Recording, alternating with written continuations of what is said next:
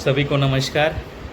आप सभी जानते हैं कि हम लोग अभी इस साल 12वां अंतर्राष्ट्रीय योग दिवस मनाने जा रहे हैं और इस योग दिवस की जो थीम है वो भी बहुत अनूठी और बहुत ही विषय के अनुसार है कि आजकल हम सब जानते हैं कि स्वस्थ जीवन तो सबको चाहिए, लेकिन स्वस्थ जीवन के लिए हमें कई चीज़ें बहुत इम्पोर्टेंट होती है, जिसमें से हम मानसिक और शारीरिक दोनों के स्वास्थ्य के लिए सबसे अच्छा उपाय के रूप में हम योग को देखते हैं।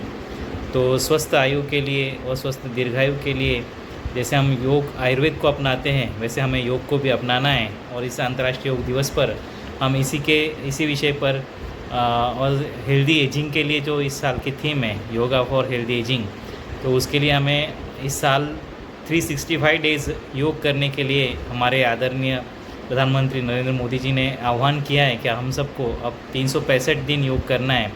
और आप सब जानते हैं कि योग सिर्फ शारीरिक व्यायाम नहीं होता है, बल्कि वो शरीर, मन और आत्मा के बीच सामंजस्य स्थापित करने एवं वैज्ञानिक और आध्यात्मिक पद्धति के रूप में उभर कर आया है और हमें इस योग को अब अपनाना है। वर्तमान समय में अगर देखा जाए तो चिंता, तनाव, अवसाद, मधुमेह, उच्च रक्तचाप, ये जो व्याधियाँ हैं और साथ साथ जो हमारा भारतवर्ष जो है वो मोटापा और ख़ासकर मधुमेह के लिए जो कैपिटल के रूप में उभर कर सामने आ रहा है, तो उससे हमें बचने के लिए और इस समाज को स्वस्थ बनाने के लिए हमें इस योग को अपनाना है, जिसके लिए हमें नियमित योगाभ्यास करना है।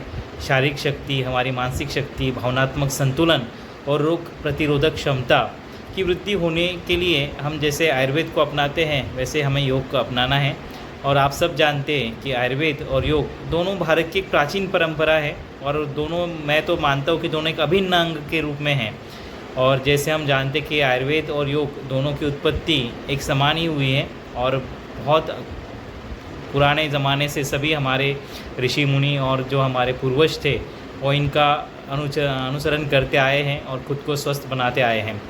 तो जहाँ आयुर्वेद एक स्वस्थ जीवन शैली का मार्गदर्शन करता है, वही हमारा योग जो है वो मानसिक संतुलन और मन और शरीर का संतुलन और उसका स्वास्थ्य की रक्षा के लिए हम देखते हैं।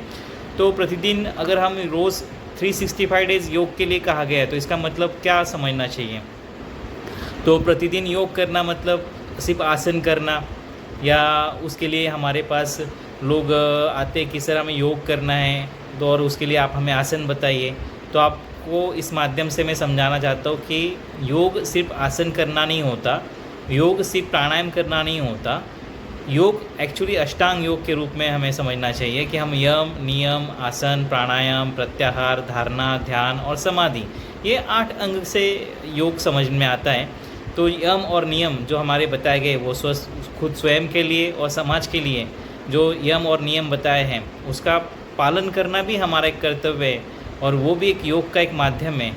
तो जैसे सोच, संतोष, तप, स्वाध्याय, ईश्वर प्रणिधान, अहिंसा, सत्य, अस्तेय, ब्रह्मचर्य, अपरिग्रह, ये जो नियम और यम की मैंने अभी बात की क्रमशः, तो उसमें अहिंसा, सत्य, अस्तेय, ब्रह्मचर्य, अपरिग्रह, ये जो चीज़ें हैं जो स्वयं के लिए अपनानी हैं और वो एक यम के माध्यम से हम अपनाते हैं। और यम के बाद हम नियम की अगर बात करें तो सोच, संतोष, तप, स्वाध्याय, ईश्वर प्रणिधान की बात करें तो हमें इन दोनों का पालन करना है।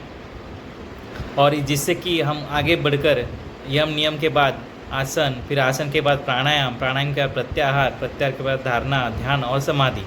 तो देखिए हमारे समाज में बहुत सारे ऐसे व्याधियाँ हैं जिसको कई लोग मतलब इसके मॉडर्न की टर्मिनोलॉजी में इसको साइकोसोमेटिक डिसऑर्डर के रूप में जानते हैं।